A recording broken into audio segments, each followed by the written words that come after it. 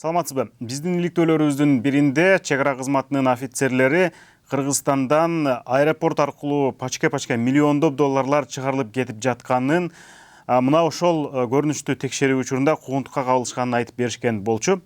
Азыр ошол офицерлердин бири биз менен түз байланышта турат. Айбек, сиздер Кыргызстандан ошондо миллиондоп доллар күн сайын чыгарылып кетип жатат. Муну текшерген учурда бизге куугунтук болду деп айтып бердиңиздер эле. Ошол сөзүңүздү, ошол бир нече ай мурда болгон маекти азыр ырастайсызбы?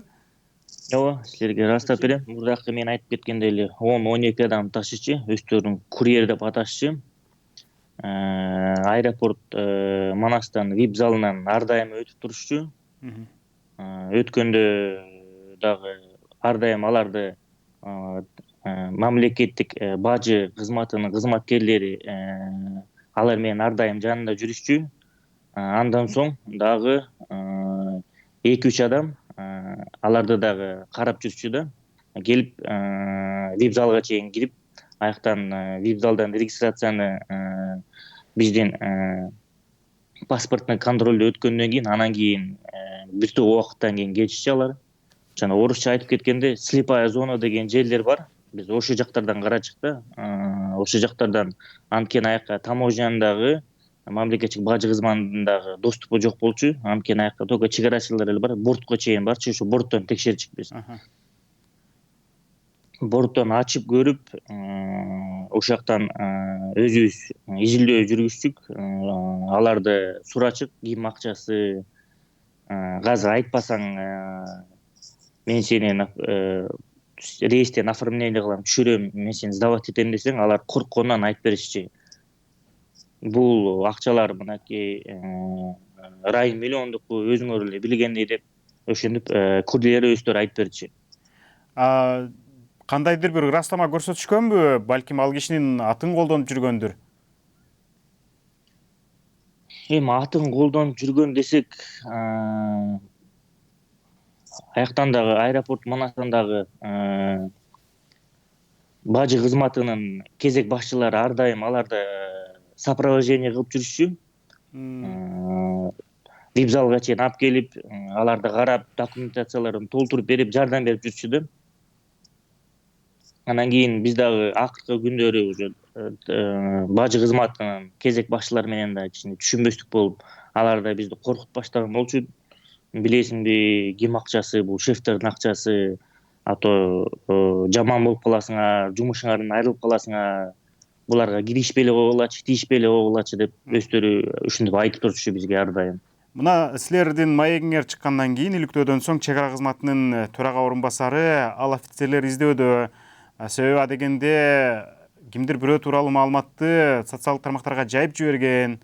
Андан кийин кызматтан убактылуу бошото турдук эле, бирок келбей коюп, ошондон ары дайынын таптырбаганда издөө салынган деп маалымат таратты да. Буга кандай жооп бересиз? Биз эмне себептен качып кеттик? Анткени биздин аркабыздан уже мындайча айтканда бир адамдар уже бизди издеп жүрүштү да, эң биринчи аңдып жүрүшкөн болчу да биздичи. Мен аны байкаган деле эмесмин. Анан кийин мага балдар айткандан кийин, кээ бир балдар айткандан кийин анан мен ошону байкап баштадым. Мен аркаман үй жакка чейин бир 2-3 машина келчи, 2 машина. Бирөөсү Range Rover кара, анан кийин 470. Андай машина биздин үй жакта турбачы. Ошодон кийин эле өзүмө шек келтирип эле коркунуч келип баштады. Эми биз ичимен ойлоп койдум бир чети. Эми жүрсө жүрөт да, может там эмнени кылмак эле мага, эмне кылышмак эле депчи. Андан соң эле 17-чи, мен аны билем, 17 июнда үйгө чейин кирип келишкен 2 киши. Кимдер? Үйгө аларды али мен билбейт экенмин. Өздөрүн Болот менен Адилет деп тааныштырган болчу да. Мен ошо эсимде Болот менен Адилет деп, анан кийин бул маалыматтарды каяктан билесиңер силер деп туруп. Кызматтык күбөлүк көрсөтүштүбү? Жок, эч эчтекесин көрсөткөн жок. Уже коркутуп башташты уже. Биз силерди жок кылабыз, жада калса өлтүрүп коебуз. Силер билесиңерби, биз кимдин адамдарыбыз. Жада калса эч ким силерге жардам бере албайт дагы. Бүт баары биздин колубузда. Силерди мына жакын арада түрмөгө отургузат, анан аяктан биз силерди кандай кылсак ошондой кылып алабыз деп коркутуп үркүтүп пистолеттер менен бесире такап коркутушкан болчу да. Эмне деп жооп кайтардыңыз ал кишилерге? Мен айттым, менде маалыматтар бар, жигиттер, токтоп тургула, мен аларды чыгарбайм, алар менде бар, менде көп маалыматтар бар. Анан кийин алар айтышты, бизге алып келип бер ошо маалыматтарды, чыгарба, өзүң жаның аман болот, ошо менен тынч жүрөлүчү, эч кимге тийишпей, эч кимди карабай деп ошентип коркутуп үркүтүп, ошодон кийин биз анан кийин Мардис экөөбүз түшүндүк, бул иш соңуна чыкпаганын, бизге эч ким жардам бере албаганын, биз ошо бизди келип үйдөн коркутуп, бизди үркүткөндөн кийин анан кийин биз түшүндүк да, анан кийин менден Ага соң чейин жайбаракат эле жүргөнсүңөр. ага чейин ойдо деле жок болчу, эч нерсе бар. Бирок силерге карата арыз аскер прокуратурасына берилип катталган болчу, РППга. Ооба, РППга өзү капитан Алиев өзү айткан болчу, мен каттатып атам. РППга силерди единый реестр учета преступлений деген болот, ошол жака мен силерди киргизип атам деп, ошол жака каттатып атам деп айткан болчу өзү. Сиздердин жетекчилик айтып атат да, ушу сиз Осмонбеков менен Камчыбеков ошо кимдир бирөөлөр жөнүндө, курьерлер жөнүндө маалыматты жайып ийген депчи. Эми мынакей ушул сурооңуз сейчас эле менин көйгөйлүү маселем болуп атат. Ким буну чыгарганы бизге анык болбой атат да. Биз бул маалыматтарды топтоп туруп, өзүбүздүн жетекчиликке жөнөтчүк, жана өзүбүздүн офицерлерге, тийиштүү офицерлерге жөнөтчүк, жана биз менен бул ишти чогуу алып жүргөн УКМК кызматкерлерине жөнөтчүк маалыматтарды. Демек, маалымат бир топ адамдарда болгон. Маалымат бир топ адамдарда болгон, ооба. Анан кийин бияктан мындайча айтканда крайний биз болуп калдык да бияктан. Анткени эми биз бүт баарын тартып жүрөбүз да, курьерлер менен биз сүйлөшүп жүрөбүз. Анткени биз аларды биз сурап жүрөбүз, канча алып чыгып кетип баратасыңар, канча сумма бар, кимдин акчалары. Ошон үчүн бияктан бизди крайний кылып, азыр ушундай болуп жатат да эмичи. Эми мындай бир дагы эл оозуна эле кармай албайсың албетте. Мындай бир да сөздөр бар да, кээ бирөөнүн бул офицерлер өздөрү эле жайып ийип, анан кийин өздөрүнө каршы ушундай бир нерсе жаратып, анан өздөрү эле шылтоо таап чаагашты дегендей. Бир нерсени айтып кетет элем. Мен 2005 жылы жана 2010 жылы атайын Курган, Россия Федерациясынын Курган институтуна, ФСБ институтуна өзүм тапшыргам. Ушу кесибимди тандап туруп, мен ушу кесипти тандагам да, чегарачы болоюн деп. 2005 тапшырып, 2010 аяктап бүтүп, 2010 жылдан баштап мамлекеттик чегара кызматына өзүмдүн салымымды кошуп баштагам, жана мамлекеттик чегараны коргоп баштагам. Сиз айтып кеткендей, мен бул жумушту тыштап кете турган бул жумуш эмес бул. Мен наамым майорго чейин мен өзүм жеттим, өзүм даражам менен, өзүм күчүм менен жеттим. Мага эч ким бул наамдарды мага мындай берип койгон жок. Мага өз күчүм менен жеткен болчумун. Жана айтып кетет турган бүт баарын срок алган болчумун. Бул жумушту мындай айтканда тыштап кете албайсың да. Анткени бияктан бизди мен ойлойм, ушу мен бир сире ичимде бул жүргөн оюм болчу да, булчу мени кыжалат кылып жүргөн оюм болчу да. Мен Кыргызстанда калсам кандай болмок? Ошо мен абдан эле кыжалат кылып жүргөн болчу да. Анан кийин көп дос балдарым бар, менин чегарачы көп дос балдарым бар. Бүт баары тааныйт мени. Мени билишет, кандай экенимди мени билишет. Мен өзүм Манас Абайбекет көзөмөл өткөрүү жайын өзүм личный составын билет, мени кандай экенин. Анан кийин маселе жүрдү да, бияктан ичимдечи мен ушу Кыргызстанда калып калсам ситуация кандайга кетмек депчи. Анан кийин жанагындай жагдайлар чыгып кеткенден кийин канча деген бир ушу акча аркылуу канча деген адамдар каза болуп, ушу акчалардын аркасынан жок болуп кеткенине байланыштуу мен абдан сейчас өзүмдү мындай айтканда уже кыжалатым кетти да меникичи. Мен Чыгып туура эле кеткеним ырас болду деппи? ооба чыгып кеткеним ырас болду депчи. Болбосо мени деле мындай айтканда жок кылып таштамак же дагы бирдемке кылып ташташмак да. Мен абдан мындай айтканда ушуга өзүмө бир чети ыраазы болуп атам. Действительно чыгып кеткениме. Эми бул кимдин эле шоору болмок, бул менин үй бүлөм эле шоору болмок да. Мени бирдемке кылып койсо болду, ошо менен иш жок болмок да, бүтмөк да. Мен ошо күнү билем, үйгө келип туруп эле Ошол как күнү раз дегенде качан? бул 17-июнь күнү биз мындай айтканда үйдөн чыгып кетип атам. 17-июнь күнү 2019-жылы үйгө келип туруп эле жубайыма айттым, мага майда чүйдө батыраак кийимдеримди чукултуп кой деп. Анан кийин бир сыйра кызымды өп туруп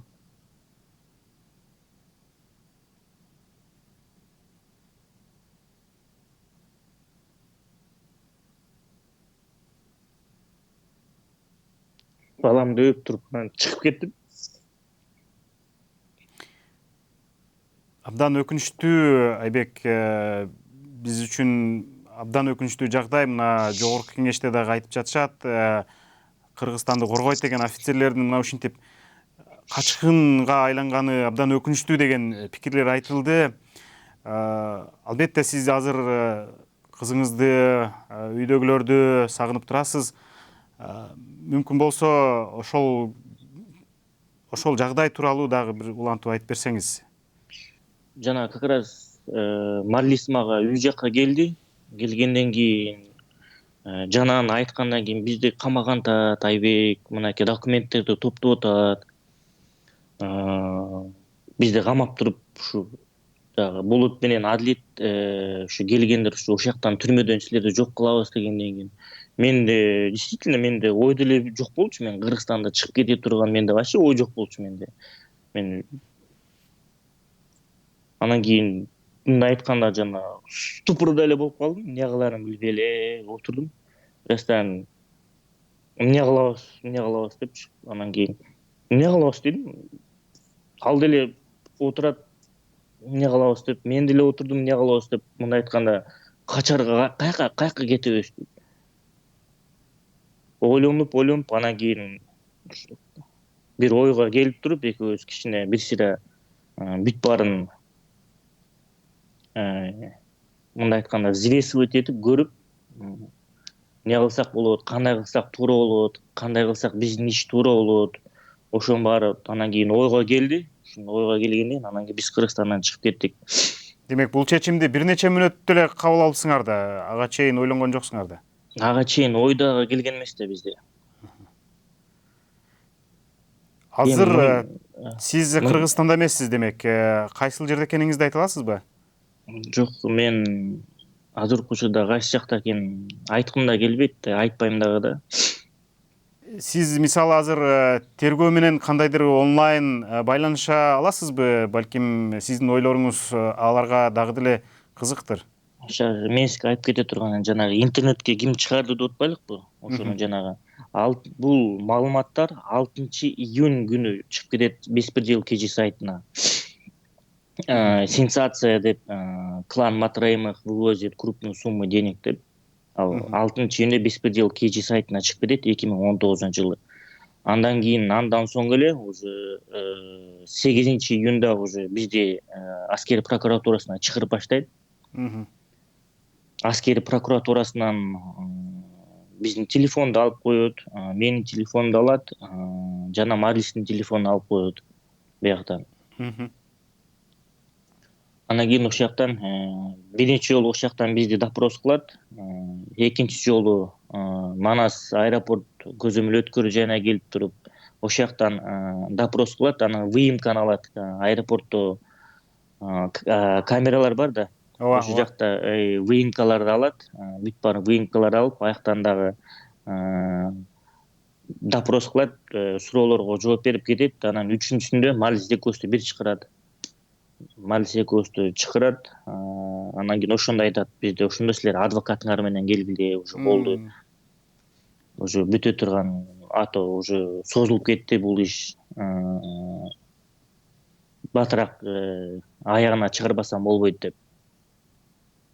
Анан кийин интернет сайтынан кийин эмнегедир бизде бир ой болуп атат. Обратная связь деген болот экен. Биз да сураштырып көрсөк. Ким ушул интернет сайтына, 5-1 KG сайтына ким маалыматтарды берип, ошолорду Фейсбукка, Фейсбукка чыгарганын ошону аныктап атышпайбы биздикилерчи? Ошону аныктаса эле билинип калат ким интернетке чыгарганынчы. Аны Анда кылбай атышат. Эмнегедир себептен биз билбейбиз аны, эмнегедир аны кылбай атышат. анда сиз жалган жала деп эсептейсизби, мисалы?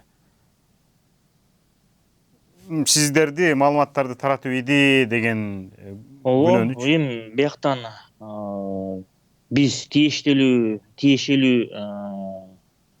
адамдарга эле жөнөттүк да. Бул бизге тапшырма койгондон кийин, биз аскер кызматкери болгондон кийин бизге төрага өзү тапшырма койгон болчу. Мамлекеттик чек ара кызматынын төрагасы полковник Шаршеев Уларбек өзү кабинетине алып кирип туруп, өзү бизге тапшырма койгон болчу. Карагыла, жакшылап текшергиле, өзүңөрдүн кезмет колуңардагы балдарды үйрөткүлө, бүт баарын. Эми анда ошо мамлекеттик чек ара кызматынын төрагасынын өзүнүн жеке кабинетинен чыккандан кийин биз мындай айтканда эле заряженный чыктык да. Кой иштеп берелик. Мамлекеттик чек ара кызматынын төрагасы бизге ушунча ишенип аткандан кийин салымыбыз болуш керек деп биз көп даражага жетиштик. Ушу 2018-жылдан баштап ноябрь айынан биз Манас көзөмөл өткөө жайына дайындалганбыз. Көптөгөн результаттарды көрсөттүк. Айбек, бирок биз Шаршеев менен да байланыштык. Ал киши айтып атат, Уларбек Шаршеев, бизге 2 офицерден кандайдыр бир Кыргызстандын ошо Манас аэропортунан акча өтүп жаткандыгы жөнүндө маалымат, рапорт келген эмес деп жатат да. Биз аскер кызматкерине бизге тапшырма коймоюнча, мындай айтканда буйрук берменчи биз кылбайбыз да айтканынчы. Например, айтат, задача выявить контрабандные вещи, наркотические вещества, выводящие крупные суммы денег, золото. Бул мындай айтканда буйрук бергенден кийин биз ошону аткарабыз да. Сиз айтып атпайсызбы, менде эч кандай Кыргызстандан кетүү тууралуу ой жок эле депчи? Сиз өзүңүздүн келечегиңизди кантип элестетип жаттыңыз эле? Алдыда эмне жолдор бар эле сизге? Иштеп берейин, мамлекетке кызмат кылып берейин. Мындай айтканда, менин дос балдарым бар, уже жогорку мындай айтканда орундарды ээлеп келишет. Уже биз анткени биз Россия Федерациясынын бүтүп келгенге байланыштуу биздин дипломдор жакшы мындай кабыл алынат да. Мен өзүм жумушум боюнча бүттүк мындай айтканда ступенькаларды өтүп келатам. Өзүм специалисттен баштагам, старший специалист, начальник смены. Андан соң штабта да иштедим, оперативный дежурный болуп да иштеп, бүт эми мындай айтканда мамлекеттик чек ара кызматынын бүттүк жумуштарында иштеп келип жатам. Аэропортко чейин биз Марлис экөөбүз Торгарт көзөмөл өткөрүү жайында иштечик. Бүттүк жакшы иштеп берген үчүн төрага бизди 3 кезек башчысын өзүнүн жеке кабинетине чакырып айткан болчу. Мен силерди Манас аэропортуна атайын алып келдим. Анткени мен силерди билем. Силер жакшы иштеп берип атасыңар. Силер мындан ары жакшы иштесеңер, мен силерди өзүм колдойм жана жумушуңардан силерге көтөрүп бергенге жардам берем деп төрага бизге өзү айткан болчу. Сиз азыр эмне планыңыз бар? Кайра Кыргызстанга кайтып келейин деген оюңуз барбы кайсы бир күнү? Албетте, мен Кыргызстан үчүн абдан күйөм. Менин досторум баары Кыргызстанда калды, туугандарым баары Кыргызстанда калды.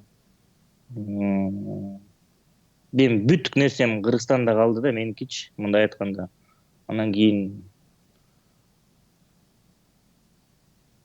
ушундай болду да айтканда, чыгып кетпесек действительно бизде эмне кылмак экенбиз, биз азыр ойго да келбей атат да биздичи.